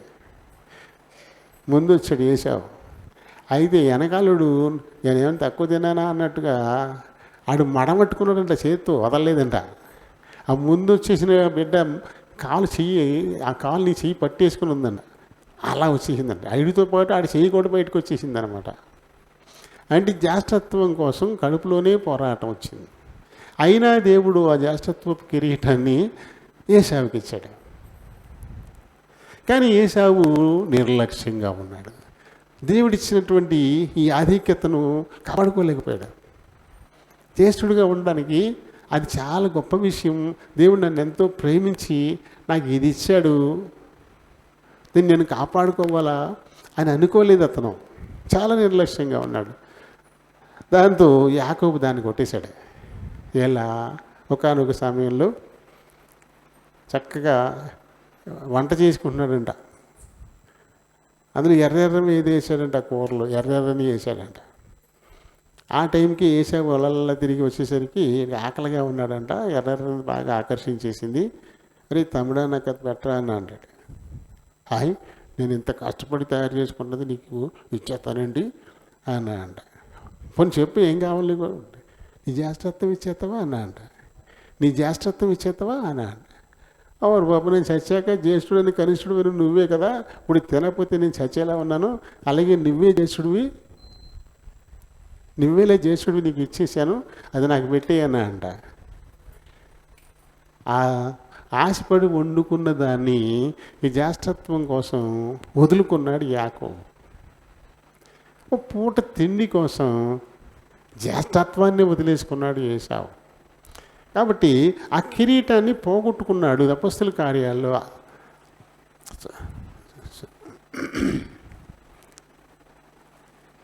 ఉండండి మాట చెప్తాను. ఆదికాండంలో మనకి కనపడుతుంది అది 25:33 అది 27:36 వచ్చి ఆదికాండంలో మనకి ఆ జ్యేష్ఠత్వాన్ని వదులుకున్నట్టు కనపడుతుంది.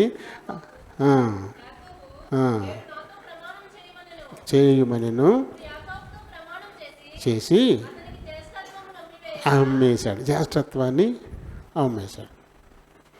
ఆ తర్వాత జ్యేష్ఠుడికి రావాల్సినటువంటి ఆశీర్వాదాలు ఇంకా ఏశావుకి ఎలా వస్తాయి? రావు. కాబట్టి 27వ అధ్యాయంలో 35-36 వచనాలు చూస్తే తండ్రి జ్యేష్ఠుడైన ఏశావును దీవించాల్సిన దీవెనలన్నీ యాకోబుకి ఇచ్చేశాడు. జ్యేష్ఠత్వపు దీవెనలు యాకోబుకి వచ్చేసాయి. అలా పోగొట్టుకున్నాడు. దానికి మరి కొత్త నిబంధనలో ఆ విషయం రాయబడింది. ఒక పూట కూటి కోసం తన జ్యేష్ఠత్వాన్ని అమ్ముకున్న ఏశావు వంటి భ్రష్టుడవుడు మీలో లేకుండా చూసుకోండి అంటూ మరి కొత్త నిబంధనలో మనం చదువుతాం. ఆ తర్వాత యూదాకి దేవుడు ఒక ఆధిక్యతనిచ్చాడు. ఇస్కరియోతు యూదాకి అప్పొస్తలుల్లో ఒకడవడానికి, 12 మంది అప్పొస్తలుల్లో ఒకడవడానికి యూదాను దేవుడు ఏర్పాటు చేసుకున్నాడు. ఇస్కరియోతు యూదా. కానీ ఈ యూదా ఈ లోక సంబంధమైనటువంటి దాన్ని ఆశించి 30 వెండి నాణాలకి తన బోధకుడిని అమ్మేయడం ద్వారా ఆ అపోస్తలత్వాన్ని యూదా పోగొట్టుకున్నాడు. అయితే దీన్ని ఎవరు సంపాదించుకున్నారు? మత్తీయ అనేటువంటి ఆయన సంపాదించుకున్నాడు. తర్వాత ఇది అపోస్తలుల కార్యాలు 1వ అధ్యాయము 20వ వచనము 26వ వచనాల్లో మనం చూస్తాం. చీట్లు వేస్తారు. ఆ స్థానం కోసం చీట్లు వేసినప్పుడు ఇద్దరిని పెట్టి నిలబెట్టేస్తే ఆ ఇద్దరిలో మత్తీయకు అది వచ్చింది. అలా అపోస్తలత్వాన్ని యూదా పోగొట్టుకుంటే దాన్ని ఈయన సంపాదించుకున్నవాడుగా మనం చూస్తాం. అంటే ఎదురు ఓడిపోయారు. జ్యేష్ఠత్వాన్ని కాపాడుకోవడంలో ఏశావు ఓడిపోయాడు. కాబట్టి ఇప్పుడు ఆ కిరీటం ఎవరికి వెళ్ళిపోయింది? యాకోబుకి వెళ్ళిపోయింది. అలానే అపొస్తలత్వం కిరీటాన్ని కాపాడుకోవడంలో ఇస్కరియోతు యూదా ఓడిపోయాడు, గెలవలేదు. దాన్ని మత్తీయే సంపాదించుకున్నాడు కదా. కాబట్టి కాపాడుకోవాలా. ఆ కాపాడుకోవడంలో గెలవాలా, జయించాలి. జయించకపోతే పోగొట్టుకుంటాం. ఎవరైతే గెలుస్తారో ఆ గెలిచిన వారికి దేవుడు సిద్ధం చేసిన కిరీటం అది జయించువాని కిరీటం అంట. జయించువానికి ఇచ్చేటువంటి కిరీటం. మనం గెలిస్తే ఆ కిరీటానికి మనం వారసులం అవుతాం కదా. ఏదైతే మనం కలిగి ఉన్నామో దాన్ని జాగ్రత్తగా కాపాడుకునే ఆ పోరాటంలో మనం విజేతలం కావాలా, జయించాలా. అంటే నిరంతరము పోరాటమే. ఇది లాక్కోవడానికి ప్రయత్నం చేస్తూనే ఉంటారు. సైతాను లాక్కోవడానికి ప్రయత్నం చేస్తూనే ఉంటాడు. అక్కడ ఏశావుకి ఎదురైన పరిస్థితి ఏంటి? శరీరాశ, ఆకలి, నేత్రాశ, ఎర్రెర్రంది, చాలా అందంగా కనపడుతుందంట. ఎర్రెర్రంది, జీవపుడం, ఇలాంటివి తినకపోతే ఇంకెందుకు అహనాపోతే అన్నట్టు అనుకున్నాడు. ఈ నేత్రాశ, శరీరాశ, జీవపుడంబాలు మూడు కలిపి ఏశావుని భ్రష్టుని చేశాయి. దేవుడు ఎంతో ప్రేమించి ఇచ్చినటువంటి జ్యేష్ఠత్వాన్ని అతను పోగొట్టుకోవడానికి కారణాలయ్యాయి. అలాగే దేవుడు మనకిచ్చినటువంటి రక్షణ, ఈ తలాంతుల్ని సైతాను ఈ నేత్రాశ, శరీరాశ, జీవపుడంబాలని చూపించి మనం పోగొట్టుకునేలా చేయడానికి వాడు నిరంతరము ప్రయత్నం చేస్తూనే ఉంటాడు. ఏర్పరచబడిన వారిని సహితం దేవుని హృదయానుసారుడైన దావీదును కూడా వాడు మోసం చేశాడు. దేవుని హృదయానుసారుడు. దేవుని హృదయం ఏం కోరుకుంటుందో అలా నడుస్తాడు. అటువంటి వాడిని కూడా అది పడేసింది, మోసంలో పడేసేసింది కదా. కాబట్టి మరి మనం ఎంత జాగ్రత్తగా ఉండాలా? అలాంటివాడే పడగొట్టేసిందంటే ప్రతి చిన్న విషయము దేవుణ్ణి అడిగి చేసేవాడు పాపం. వెళ్ళమంటావా, ఉండమంటావా, తినమంటావా, వద్దా, ఇలా ప్రతీదీ దేవుణ్ణి అడిగి చేసేవాడు దావీదు. అలాంటి వాడినే ఈ నేత్రాశ, ఈ శరీరాశ, ఈ జీవపు డంభం, ఈ మూడింటిని ప్రయోగించి పాపంలో పడేసేసి ఆ తర్వాత సింహాసనం కూడా కోల్పోయేలా చేసేసింది కదా. అయితే మళ్ళీ తిరిగి అన్నీ పూనుకున్నాడు. దేవుణ్ణి అడిగి దేవుని సహాయంతో మళ్ళీ అన్నీ కడుక్కున్నాడు. ధన్యుడు. అలాగా సౌలుకు పోయాడు అనుకోండి. కాబట్టి ప్రతివారం కూడా గెలిచే ప్రయత్నం. గెలవకపోతే ఖచ్చితంగా మనం ఉన్నదాన్ని మనం పోగొట్టుకునే పరిస్థితి, దాని స్థానంలో భ్రష్టత్వం చోటు చేసుకుంటుంది. భ్రష్టుడైపోయాడు యోసేపు. ఆయనకి ఇచ్చిన బిరుదు జ్యేష్ఠత్వాన్ని పూటకోటి కోసం పోగొట్టుకున్న భ్రష్టుడు అనే పదం వాడారు ఆయనకి. దేవుడిచ్చిన తలాంతుల్ని పోగొట్టుకోవడం అనేది కదా. దేవుడిచ్చిన తలాంతులు ఇంకేంటంటే, ఇంకో మామూలుగా మనం మాట్లాడుకుంటే ఇక్కడికి వచ్చాము అంటే ఉత్తనే ఎవరిని వస్తారా? ఇది దేవుని ఏర్పాటే, దేవుని ఆకర్షణే. దేవుని ఆకర్షణిస్తేనే ఇక్కడికి వస్తారు. నేను 10 సార్లు తిరిగి రండి అన్నా ఎవరు రారు. ఆ దేవుని ఆకర్షణ వారికి కావాలి. దేవుడే వారిని ఆకర్షించుకోవాలి, అప్పుడే వస్తారు ఇక్కడికి. వచ్చిన వాళ్ళు కూడా ఒక్కొక్కసారి సైతాను మళ్ళీ లాక్కెళ్ళిపోతా ఉంటుంది. ఏ ఆకర్షణతో ఇక్కడికి వచ్చారు? దేవుడే ఆకర్షిస్తేనే వచ్చారు. వచ్చిన తర్వాత మళ్ళీ వాళ్ళు భ్రష్టులు అయిపోయే పరిస్థితి. సాతానుడు ఎప్పుడు అలాంటి పని చేస్తూనే ఉంటాడు. కాబట్టి మనం కాపాడుకోవాలా, లేకపోతే గెలవం, ఓడిపోతాం. దేవుడు ఇక్కడి దాకా తీసుకొచ్చాడు. వచ్చిన తర్వాత మనం ఇక్కడ స్థిరులై గెలవాలి. వాడి ప్రయత్నాలు ఎప్పుడు వాడికి ఉంటాయి. సాతానుడు ప్రయత్నాలు ఎప్పుడు చేస్తూనే ఉంటాడు. ఎందుకంటే వాడితో పాటు మనల్ని కూడా పాతాళంలోకి తీసుకుపోవాలనేది వాడి కోరిక. అలా ఎంతమందిని తీసుకెళ్తే అంతగా తండ్రిని ఏడ్పించవచ్చు. తండ్రిని దుఃఖం పాలు చేయడమే వాడి పని. అందుకోసమే చేస్తూ ఉంటాడు ఎప్పుడు కూడా. ఇంకా చివరిగా చూస్తే ఇది హతసాక్షి కిరీటము అంటాడు. హతసాక్షి కిరీటం అంటే దేవుని వాక్యం నిమిత్తం, తాము ఇచ్చినటువంటి సాక్ష్యం నిమిత్తం వధింపబడినటువంటి వారు, చనిపోయినటువంటి వారు, వారికి ఇచ్చేటువంటి కిరీటం. ఈ కిరీటాన్ని మొట్టమొదటిగా పొందిన వారు ఎవరు అంటే స్టెఫనే.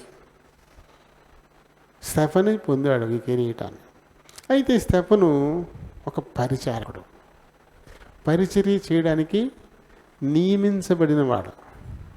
పరిచర్య అంటే స్వార్థ పరిచర్య కాదు, ఆది సంఘం అందులో ఉన్నటువంటి వారి అవసరాలు తీర్చడానికి ఒక 7గురిని నియమిస్తారు. ఒక 7గురిని నియమించడం అనేది జరుగుతుంది. అపోస్తుల కార్యాల్లో 6వ అధ్యాయంలో మనకి ఇది కనబడుతూ ఉంటుంది.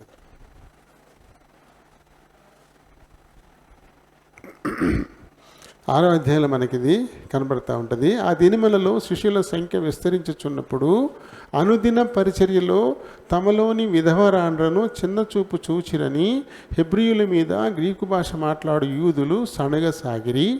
అప్పుడు 12 అపోస్తలులు తమ యొద్దకు శిష్యుల సమూహమును పిలిచి, మేము దేవుని వాక్యము బోధించుట మాని ఆహారము పంచిపెట్టుట యుక్తము కాదు. కాబట్టి సహోదరులారా, ఆత్మతోనూ జ్ఞానముతోనూ నిండుకొని మంచి పేరు పొందిన 7 మనుషులను మీలో ఏర్పరచుకొనుడి.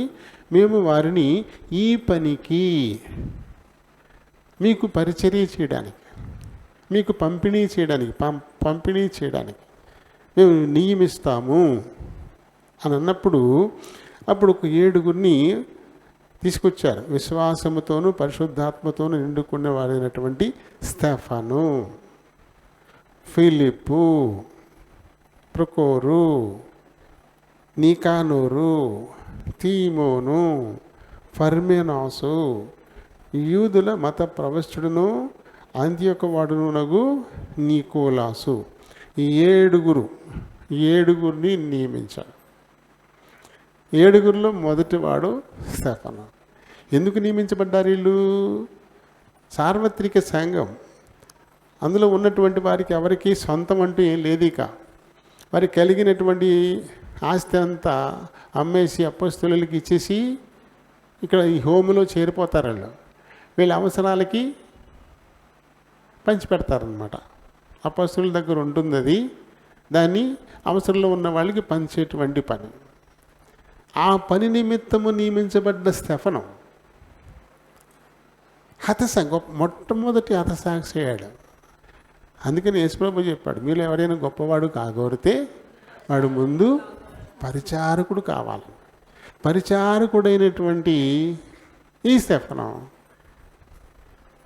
మొట్టమొదటి హతసాక్షి కిరీటాన్ని పొందాడు. మొదటి హతసాక్షి కిరీటాన్ని పొందాడు. ఎందుకంటే తను నమ్మిన దాని గురించి, తన సాక్ష్యం గురించి. ఆ సాక్ష్యాన్ని చెప్పడానికి ఏమాత్రం కూడా భయపడలేదు.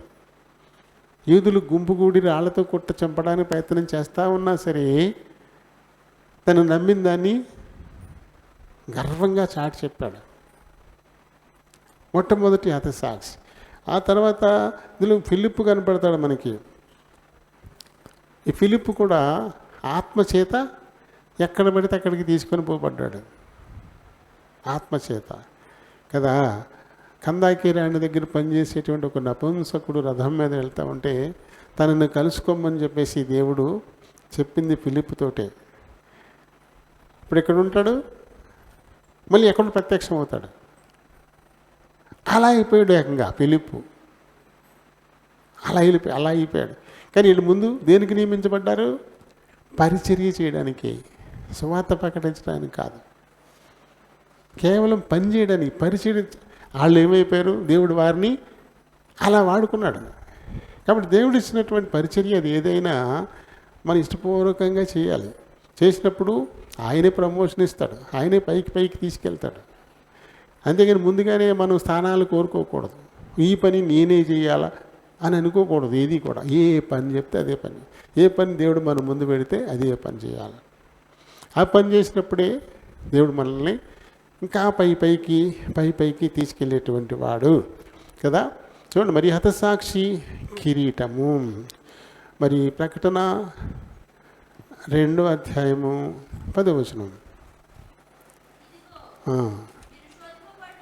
మీరు శోధింపబడినట్లు అపవాది మీలో కొందరిని చెరలో వేయింపబోచున్నాడు. 10 దినములు శ్రమ కలుగును, నమ్మకంగా ఉండు, నేను నీకు జీవ కిరీటం ఇస్తాను. మరణం వరకు నమ్మకంగా ఉండే వారికి ఇచ్చేటువంటి కిరీటం హతసాక్షి కిరీటం అనొచ్చు. ఆరంభంలో జీవ కిరీటంగా కూడా మనం చెప్పుకున్నాం దాన్ని. ఇది మరణం వరకు అన్నాడు. 6:9 దేవుని వాక్యము నిమిత్తమును ఇచ్చిన సాక్ష్యము నిమిత్తమును ఆత్మలను, అవి ఎక్కడున్నాయంట? దేవుని బలిపీఠం కిందే ఉండిపోయినాయంట. ఆయన దగ్గరే ఉండిపోయి నిత్యము దేవునితో మాట్లాడుతూ ఉంటాయంట. దేవునితో అవి నిత్యము మాట్లాడుతూ ఉంటాయంట. నారా సత్యస్వరూపి ఎందాక, వీళ్ళందరూ హతసాక్షులు అన్నమాట. ఇంకా అలానే చూడండి 16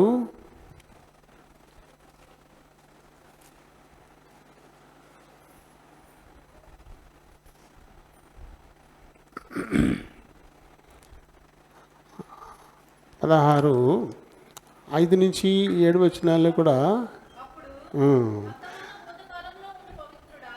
ఈ మాటలు మాట్లాడేది కూడా ఎవరుంటాళ్ళు? ఈ హతసాక్షులైనటువంటి వారే. వాళ్ళు దేవునితో ప్రత్యక్షంగా నేరుగా మాట్లాడతారనమాట. దేవునితో మనం మాట్లాడినట్టే అటువంటి మంచి స్థానం వారికి ఇయ్యబడుతుంది అని చెప్పేసి. కనుక 20వ అధ్యాయము 4-6 మనం చదువుదాం. అంతటా సింహాసనములను చూచితిని, వాటి మీద ఆసీనులై ఉండి వారికి విమర్శ చేయుటకు అధికారం ఇయ్యబడెను. క్రూరమృగమునకైనను దాని ప్రతిమలకైనను చేయక తమ నొసళ్ళ యందు కానీ చేతుల యందు కానీ దాని ముద్ర వేయించుకొనని వారిని యేసు విషయమే తామిచ్చిన సాక్ష్యము నిమిత్తము నేను వాక్యము నిమిత్తమును శిరచ్ఛేదనము చేయబడిన వారి ఆత్మలను చూచితిని. హతసాక్షులు, వారి సాక్ష్యం నిమిత్తమే వీళ్ళు మరి చంపబడ్డారంట. వారు బ్రతికిన వారై 1000 సంవత్సరాలు రాజ్యం చేశారు, ప్రభుతో కూడా రాజ్యం చేశారు. హతసాక్షికి ఇచ్చేటువంటి కిరీటం వీళ్ళే పొందుకున్నారు. అలాంటి వాళ్ళు మొదటి వాడు.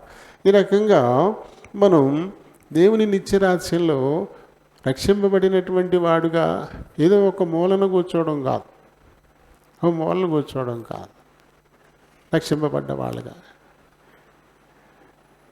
ఎక్కడ ఉండాలా? మంచి కిరీటం అంటే ఒక్కొక్క కిరీటం ఒక్కొక్క బాధ్యత. కిరీటం నెత్తిమీదకి వచ్చిందంటే అది ఉట్టినే కాదు, దానికి కొన్ని అధికారాలు ఉంటాయి, కొన్ని బాధ్యతలు ఉంటాయి, కానీ పెత్తనాలు చేస్తారన్నమాట. అటువంటి స్థితి మన మీద ఇంకొకరు పెత్తనం చేయడం కాకుండా మనం పెత్తనం చేసేటువంటి స్థితిలో ఉండడం అక్కడ అని చెప్పేసాను కదా. మరి ఇలాంటి 7 కిరీటాలను దాచిపెట్టాడు దేవుడు మన కోసం. అవి కూడా సంపాదించుకోవాలి. 1 జీవ కిరీటం, 2 అక్షయ కిరీటం, 3 అతిశయ కిరీటం, 4 నీతి కిరీటం, 5 మహిమ కిరీటం, 6 జయించువాని కిరీటం, 7 హతసాక్షి కిరీటం. ఇలా 7 కిరీటాలు, బహుమానాలు మన కోసం దాచిపెట్టాడు. అయితే ఈ బహుమానాల కోసం మనం ప్రయాసపడినప్పుడు రక్షణ గ్యారెంటీగా కాపాడుకోగలుగుతాం. ఇప్పుడు పిల్లలు చదివేవాళ్ళు నేను కనీసం 90% సంపాదించుకోవాలా అని ఎవరైనా ప్రయాసపడితే వాళ్ళు ఫెయిల్ అవుతారా? వాళ్ళు fail hour. Pass guarantee. Pass అయితే చాలు అనుకునేవాడు ఫెయిల్ అయిపోయే పరిస్థితి. ఎందుకంటే తన లక్ష్యం 35 మీదే ఉంది. 35 మీద ఉంటే ఏమవుతాడు? కిందకి జారిపోయే పరిస్థితి. 90 మీద ఉన్నవాడు కనీసం 90 రాకపోయినా 70 కన్నా ఉంటాడు. 35 మీద ఉన్నాడు 30కో 25కో జారిపోతాడు. అప్పుడు ఏమవుతాడు? ఫెయిల్ అయిపోతాడు కదా. కాబట్టి పరలోకంలో మంచి స్థానం కావాలని ప్రయాసపడేటువంటి వారు స్థానం పొందుతారు. ఒకళ్ళు పొందకపోయినా రక్షణనైతే ఖచ్చితంగా కాపాడుకోగలుగుతారు, దాన్ని పోగొట్టుకోరు కదా. రక్షింపబడి దేవునితో పాటు నిత్యము నిత్యరాజ్యంలో ఉండాలన్నదే మన కోరిక అయితే మంచి నివాసాల కోసం, మంచి కిరీటాల కోసం ఈ లోకంలో మనం పోరాడాలా. పోరాడితే మంచి నివాసాలు దొరకవచ్చు, కిరీటాలు దొరకవచ్చు. ఒకవేళ అవి దొరకకపోయినా రక్షణ మాత్రం పోగొట్టుకోము. రక్షణను మాత్రం మనం పోగొట్టుకోము కదా. మరి ఏంటి మన గోల్? రక్షింపబడ్డమేనా, లేకపోతే ఈ లోక సంబంధంగా మేళ్ళేనా? ఈ లోక సంబంధమైన మేళ్ళేనా మన కోరిక, లేకపోతే రక్షింపబడ్డం అనేదా? చాలామంది అనేది ఏంటంటే చచ్చాక ఏం జరుగుతుందో ఎవడు చూస్తాడు అనుకుంటూ ఉంటారు. ఆ పెరిగాక ఏమవుతాడు ఎవడికి తెలుసు అని చదివించడం మానేస్తున్నామా? పిల్లలు చదివిస్తున్నాం కదా, ఆడి పెరిగాక ఏమవుతాడో ఎవడికి తెలుసు అని వదిలేస్తామా గాలికి? మనం మంచి ప్లాన్లు వేసుకుని చదివిస్తాం కదా, ఇది చేస్తున్నాం మరి ఎలా? అలాగే రక్షణ విషయంలో ఎందుకు నిర్లక్ష్యంగా ఉంటాం? తర్వాత ఏంటో ఆ మొక్క వేసాక అది బతుకుతుందో సత్తదో ఎవరికి తెలుసు అని చెప్పేసి మొక్కకి నీళ్ళేడి మానేస్తామా? మొక్క వేస్తాం, దాన్ని నీళ్ళు వేస్తాం, దాని చుట్టూ ఏదో కడతాం, తర్వాత మందు వేస్తాం. ఎందుకు చేస్తున్నాం ఇవన్నీ? ఆ ఎదిగాక కాయలు కాస్తుందో కాయదో ఎవరికి తెలుసా అని వదిలేస్తే అది ఎండిపోయి చచ్చిపోతుంది. కాస్తుందనే ఆశతోటే కదా, అది ఖచ్చితంగా ఎదిగాక మంచిగా కాస్తుందనే ఆశతోటి మనం చేస్తాం. ఇదేనే కదా. మరి ఈ లోక సంబంధంగా స్వల్పమైనవి వాటి కోసమే మనం అంత ఒక ఆశతో మన ఆశావాహలమే పనిచేస్తున్నాం కదా. మరి ఇది రక్షణ ఉందని ఎందుకు నమ్మం? అందరూ నమ్ముతున్నారు కదా. అందరూ నమ్మేది స్వర్గం ఉంది, నరకం ఉంది, అందరూ నమ్ముతున్నారు కదా. క్రైస్తవులే కాదు, క్రైస్తవేతరులు అందరూ నమ్మే సత్యం ఏంటంటే స్వర్గము నరకము ఉన్నాయి, స్వర్గము నరకము ఉన్నాయి. ఈ కొంతమంది ఏమనుకుంటారంటే 7 జన్మలు ఉన్నాయి అంటారు. ఈ జన్మలో చేసిన పాపం వచ్చే జన్మలో మళ్ళీ మరింత దరిద్రులుగా పుట్టిస్తుందంట. కాబట్టి కొంచెం నీతి సంపాదించుకుంటే మంచి జన్మ వస్తుందని కొంతమంది అనుకుంటున్నారు. 7 జన్మలు అయితే కానీ ఈ ఆత్మ కైవల్యానికి పోదంట, అలా కొంతమంది అనుకుంటారు. బైబిల్ చెప్తున్నది అయితే ఒకే ఒక్క జన్మ, తర్వాత ఇంకేమీ లేవు కదా. అయితే వాళ్ళు అనుకునేది ఏంటంటే ఈ జన్మలో నేను ఎక్కువ తప్పులు చేశాను అనుకో, వచ్చే జన్మలో ఏ కుక్కనో పందినో అయ్యి పుడతానట్రా బాబు, కాబట్టి నేను తప్పులు చేయకుండా ఉండాలా అనుకోవడానికి కొంత ఉపయోగపడుతుంది అది కదా. వచ్చే జన్మలో ఒక మంచి జన్మ ఎత్తడానికి ఈ జన్మలో నేను కొంచెం బాగా బతకాలా, నీతిగా బతకాలా అనుకుంటున్నారు. ఆ వచ్చే జన్మ కుక్క వద్దు అనుకున్నా అదే నరకం అనుకోవచ్చు కదా. దాన్ని తప్పించుకోవడానికి మనం ప్రయాసపడాలి, నమ్మి తీరాలి ఖచ్చితంగా. పాతాళమా పరలోకమా ఉన్నాయి, 2 ఉన్నాయి. మనం పరలోకానికి చెందిన వాళ్ళమే. మన ఆది తల్లిదండ్రుల పాపం వల్లే శాపగ్రస్తులమై ఇక్కడికి నెట్టివేయబడ్డాం. ఆయన ఏది భయభక్తి కలిగి ఉంటే చాలు, ఆయన ఆశీర్వాదం మనకు దొరుకుతుంది. ఈ ఆశీర్వాదాన్ని బట్టి ఐశ్వర్యం వస్తుంది, దాంతోపాటు ఘనత కూడా వస్తుంది. ఈ లోకంలో ఉన్నంతకాలం ఐశ్వర్యవంతులంగాను ఘనత నొందిన వారుగాను మనం ఉండాలనే దేవుడు కోరుకుంటున్నాడు. అలా చేయడానికి ఆయన ఇష్టపడతా ఉన్నాడు. ఈ ఐశ్వర్యం ఈ ఘనత మనం కష్టపడ్డాన్ని బట్టి ఏమీ రాదట, అది దేవుని ఆశీర్వాదం వల్లే వస్తుంది. కష్టపడి ఏదో సంపాదించుకుంటే పోయినట్టే పోద్ది. ఈ కష్టం రకరకాలుగా ఉంటుంది కదా, ఈ కష్టం రకరకాలుగా ఉంటుంది. నిన్న ఎలక్ట్రికల్ ఏఈని ఏసీబీ వాళ్ళు పట్టుకున్నారు నిన్న. పైనుంచి కాకుండా కింద చెయ్యట్టి ఐశ్వర్యవంతుని కావాలనుకున్నాడు. ఏమైంది? నిలబెడుతుంది, పట్టేసుకున్నారు, మొత్తం పట్టుకుపోతారు, జైల్లో పెడతారు, కుటుంబం రోడ్డును పడుతుంది, అవమానాల పాలైపోతుంది. అందుకని నరుని కష్టం వల్ల అదేమి ఎక్కువ కాదు, నష్టపోవడమే తప్ప. అయితే దేవుని ఆశీర్వాదం వల్ల వచ్చేది శాశ్వతం. మనకి ఈ ఆశీర్వాదం ఆయన యందు భయభక్తులు కలిగి ఉండడాన్ని బట్టే మనకు వస్తుందండి. దేవుని యందు భయము భక్తి కలిగి ఆయన మార్గాల్లో ఎప్పుడైతే నడుస్తుంటామో అప్పుడు ఆయన ఆశీర్వాదం మనకు వస్తుంది. ఆ ఆశీర్వాదం మనకి ఐశ్వర్యాన్ని ఘనతను కూడా తెచ్చిపెడుతుంది. ఈ రకమైన ఐశ్వర్యాన్ని మనం సంపాదించుకోవడానికి ప్రయత్నం చేయాలి కదా. అలాంటివి చేస్తూ ఉన్నప్పుడు ఈ లోకంలోనూ ఘనంగానే ఉంటాం. ఈ లోకం విడిచిన తర్వాత కూడా మన స్థితి ఘనమైనదిగానే ఉంటుంది. అది దేవుడు ప్రాధాన్యత ఈ లోకంలో కంటే. అంటే ఇది స్వల్పకాలం. ఇది అమ్మాయి ఇది 100 రూపాయలే, 2 ఏళ్ళు గ్యారంటీ అన్నారనుకోండి. ఇంకొకటి ఇదైతే 200, 10 ఏళ్ళు గ్యారంటీ అన్నారనుకోండి. ఏది కావాలంటాం మనం? ఏది కావాలంట? 10 ఏళ్ళు గ్యారంటీది కావాలంటామా? 2 ఏళ్ళు గ్యారంటీది కావాలంటామా? 100 ఎక్కువనే పర్లేదు, ఆ 10 ఏళ్ళు గ్యారంటీది ఏమని అడుగుతాం కదా. అవునే కదా. అదే మరి ఇక్కడ కూడా. ఇక్కడ ఉండేది 70 ఏళ్ళు 80 ఏళ్ళే నీ వైభోగం. ఈ లోకం విడిచిపెట్టిన తర్వాత యుగ యుగాలు ఒక మంచి స్థానం కావాలని కోరుకుంటామా? ఈ 70 ఏళ్ళే మంచిగా ఉండాలని కోరుకుంటామా? యుగ యుగాలు అంటాడు ఇక్కడ. మితి లేని సంవత్సరాలు, మితి లేదు, పరిమితే లేదు. వేటెళ్ళ కాలం ఎప్పుడు ఎంతకాలం ఉన్న కాలము కూడా ఒక మహిమ కిరీటమా, ఒక నీతి కిరీటమా, ఒక అతిశయ కిరీటమా, ఒక అక్షయ కిరీటమా, ఒక జయించువాని కిరీటమా, ఇలాంటి ఒక కిరీటాన్ని ధరించుకుని ఉన్నతమైనటువంటి విలాసవంతమైనటువంటి భావనాల్లో ఉండేటువంటి స్థితి అది ఏటెళ్ళ కాలం ఉంటుందంట. అది మితి లేదు వాటికి. అది కోరుకుంటామా? ఈ లోకంలో ఉండి కొద్ది కాలం, ఎంతకాలం? ఓ మంచి భవనాన్ని కట్టుకున్నా అందులో ఎంతకాలం ఉంటావు? ఆ భవనాలే గ్యారెంటీ లేకుండా కూలిపోతున్నాయి. భీమవరంలో 15 ఏళ్ళకి అపార్ట్మెంట్లు కూలిపోతున్నాయంట. జాకీలు బోటు పెట్టి కాపాడుతున్నారంట. అపార్ట్మెంట్ 15 ఏళ్ళకే కూలిపోతుందంట. కానీ మనం ఎంతగా కట్టుకున్నది ఎంతకాలం ఉంటుంది? శాశ్వతం ఏం కాదు. ఏదైనా సరే కొత్త మాసిపోద్ది గ్యారెంటీగా. ఎప్పటికీ మాసిపోకుండా, ఎప్పటికీ ప్రారంభం నుంచి ఆఖరి వరకు అదే కాంతితో ఉండేటువంటిది అక్కడే దొరుకుతుంది మనకి, పరలోకంలో.